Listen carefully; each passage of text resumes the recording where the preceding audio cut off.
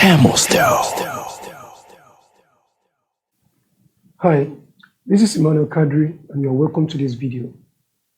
In this video, we're just going to be talking about the symbols used in set theory. Alright, so looking at my background here, you see that every part of the body is full.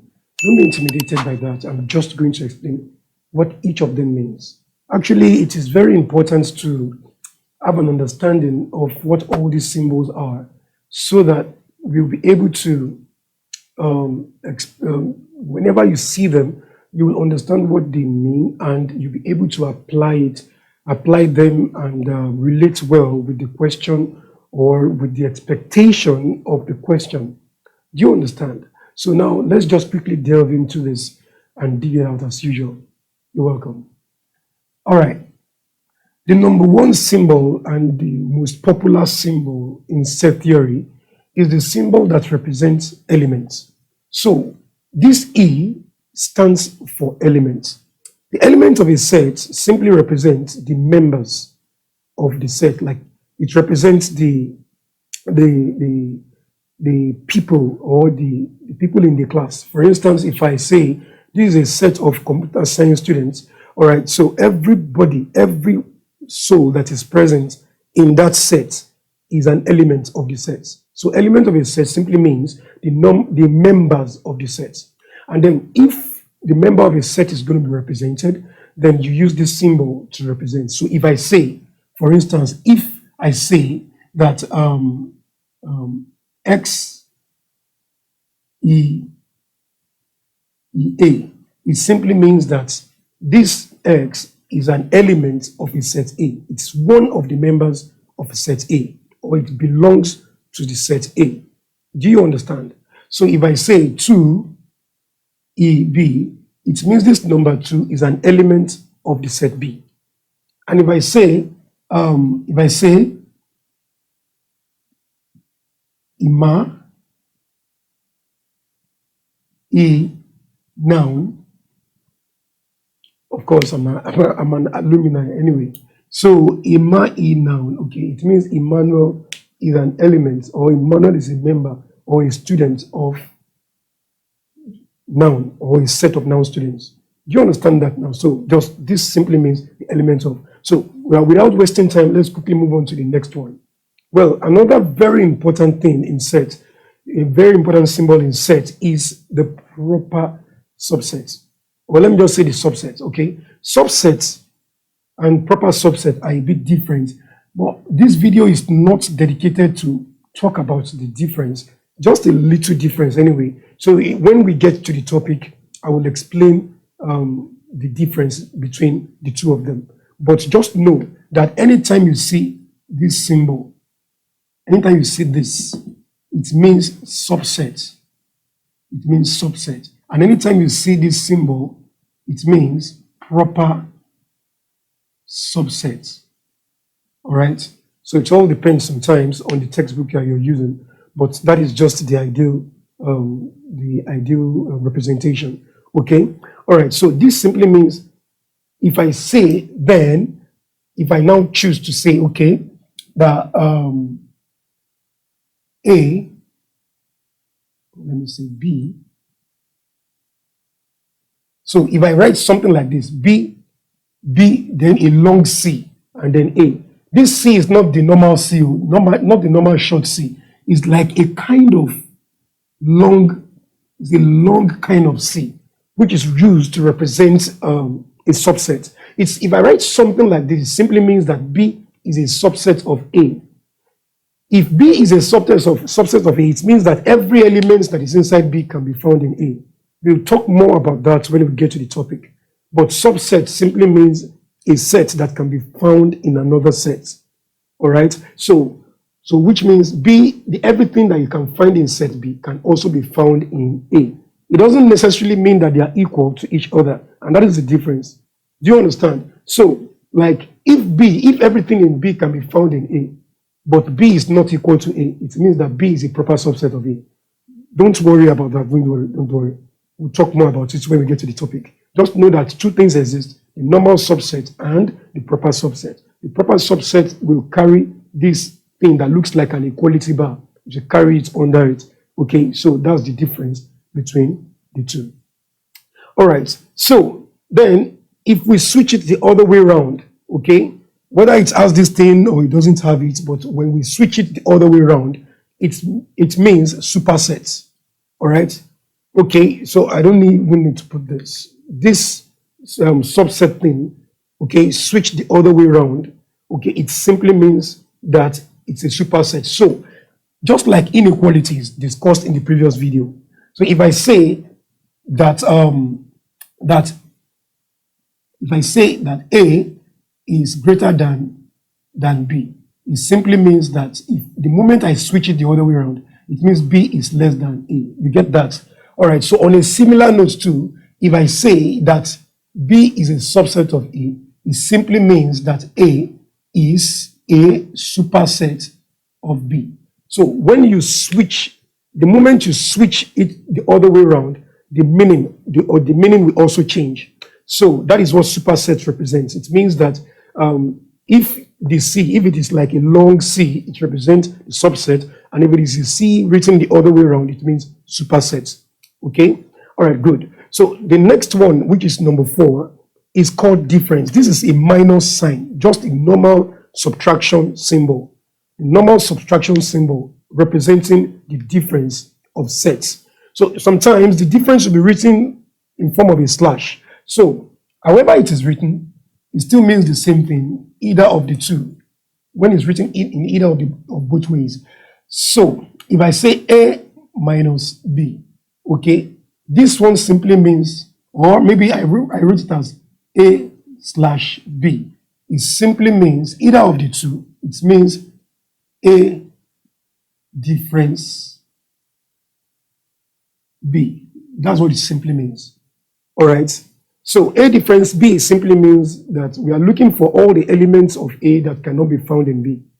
But we are going there, we are getting there. So there is another topic, another video is going to be dedicated to all of these things. Okay, but just understand that the difference of sets means a set of all elements that can be found in one set but not in the other sets. Okay, and it can be represented in this way or this way, however the case may be. Okay, now let's quickly move. Then we move on to the next one, which is the union of sets. Well, the union of sets simply means the combination of the elements inside two sets or more. Okay, fine. Check this out. If I say A union B, it means I want to merge every element that is present. If I say A union B, it simply means I want to merge every element that is present in A. I want to merge it with the elements present in B. So if A is a set of computer science students and B is a set of information technology students, then if I say A union B, it means the combination of the computer science students and the information technology students. That's what it means. So the union of two sets simply means the combination of all elements within the two sets. So that is what this U means. Okay. Then on the other hand, when we have it the other way around, okay, it simply means intersection. Well, what is the meaning of intersection? Intersection of two sets simply means what the two sets have in common. So if set A is a set of students taking mathematics and set B is a set of students that are writing physics, okay? Right, you know that there may be some students that are writing mathematics but not writing physics.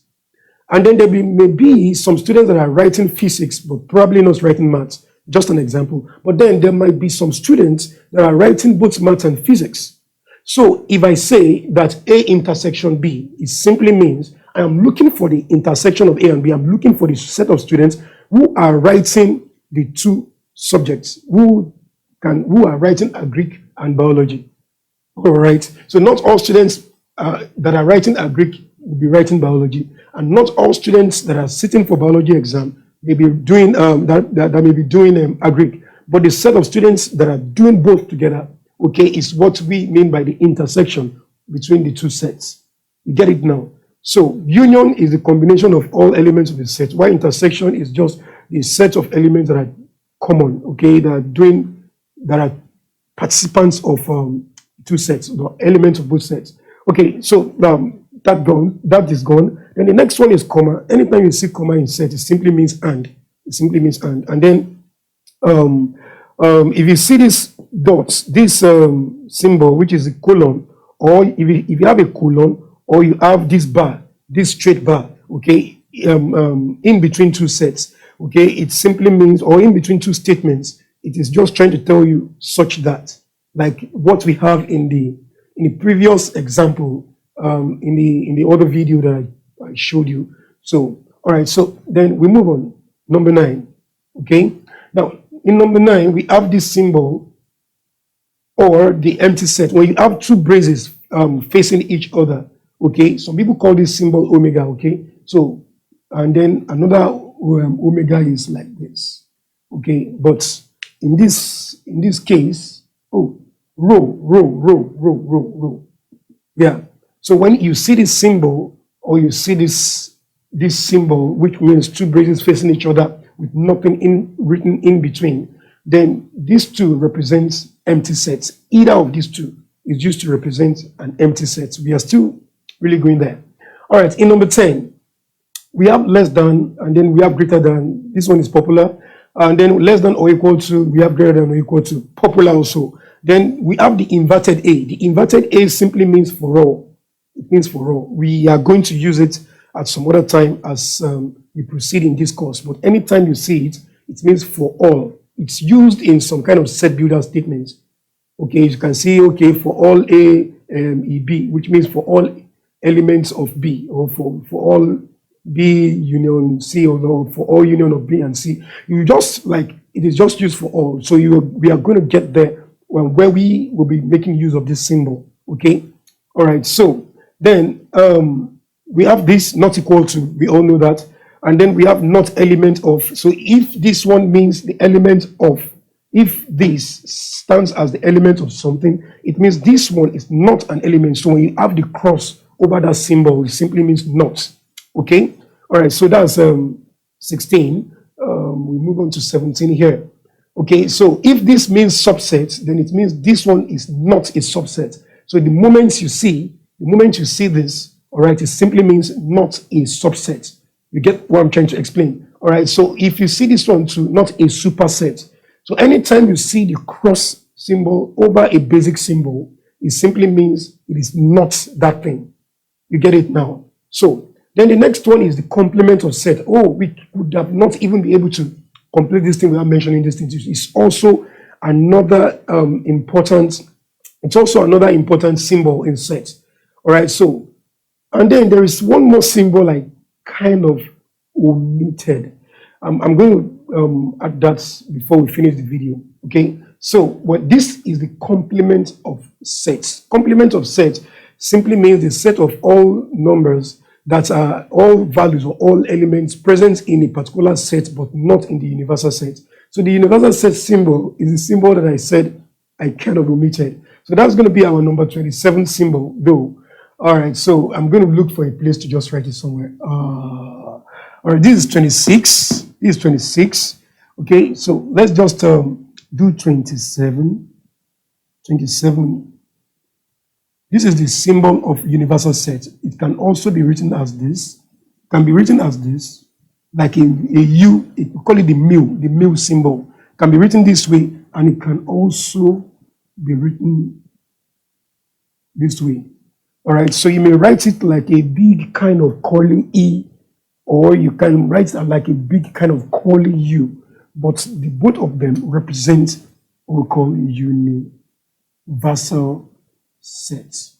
Okay, when we get to the topic, I will explain better on this. But the universal sets, like, okay, National Open University is an example of universal sets, like, because it's a big set, it's a bigger set that contains smaller sets. All right, so National Open University as a whole is a universal set that now contains some other sets, such as the set of computer science students, the set of management students, the set of this student, that student, and then even the set of lecturers, the set of workers at the headquarters, and the set of those who work in study centers, and there are a lot of sets under the mega set called National Open University. But National Open University as a whole on its own is a set. but it's a set that has other sets under it. So that set that has other sets under it is what we call the universal set. Okay? All right, so that is the symbol. This is symbol for a universal set.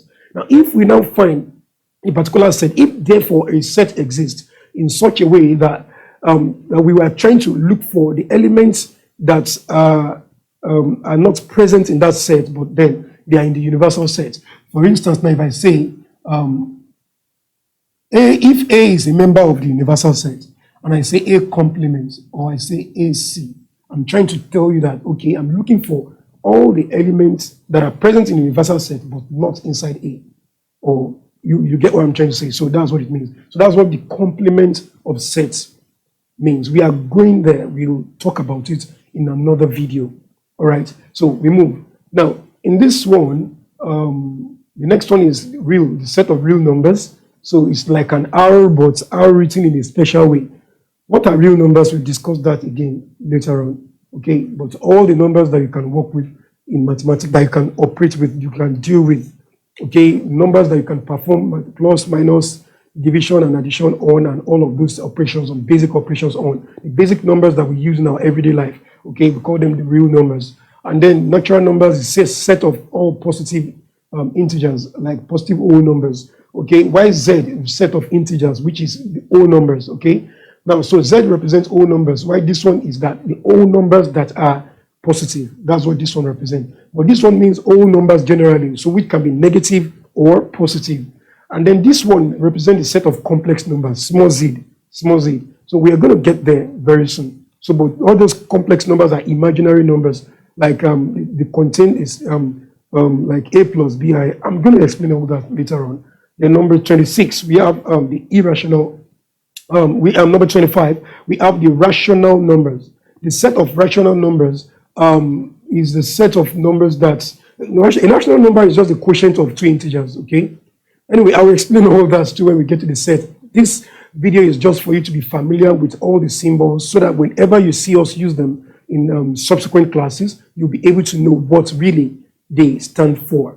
Okay. So now number 26 is irrational numbers. That's the Q prime, and 27 now is this universal set. Okay. All right. So I think we've covered the most important one. If there is any other one, again, that I've not touched here, the moment you come across them in another video, I'm going to bring you to the notice of those ones too. All right. So as it is now, remember our normal thing, our slogan: learn, understand what you learn. Don't just learn. You should learn and understand it very well. That is the essence of all these videos and all these lessons. We try to break it down for you to understand very well. Then stage 3 is for you to practice. That is, apply all the things that you understood. Apply them, right? Use them to solve some real life situation. Then solve as many questions as possible. Practice with more questions so that you get used to it. And then the next thing is, if you can do these first 3, then the last stage is excellence. So learn, understand, practice, and excel. See you in the next video.